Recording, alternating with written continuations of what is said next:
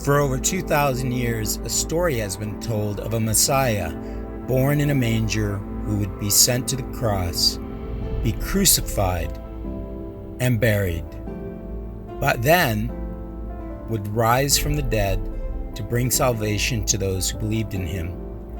This message of good news would gain a following of those who would be called Christians, but this movement would also gain attention as a threat and be blamed by Emperor Nero as having started the Great Fire of Rome in 64 AD that led to the persecution and wholesale slaughter of followers.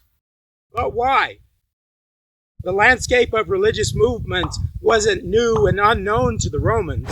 What was it that was so different about this religious movement that stood out from the religious terrain as unique and different from anything else around it?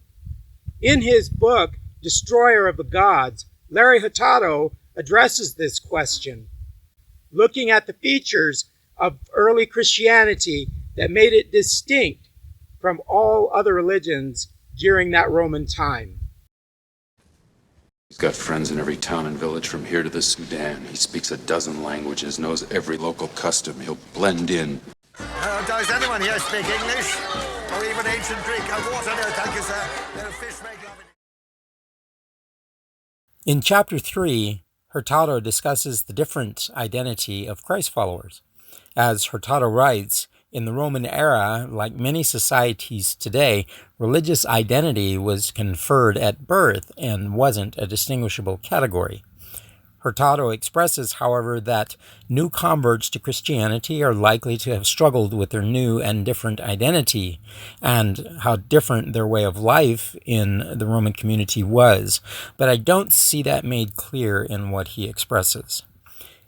In a polytheistic society, the Christians worshipped one God, and though considered peculiar, was similar to that of the Jews, and also it wasn't required in Rome to worship the pantheon of deities available.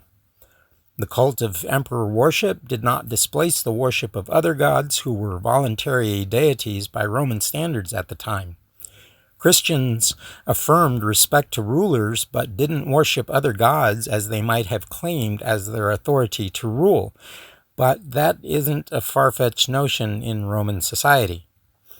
And Hurtado says the term Christian was distinctively applied to those who were perceived as adherents of the Jesus movement, and it served to distinguish them from others, whether other Jews or the large populace.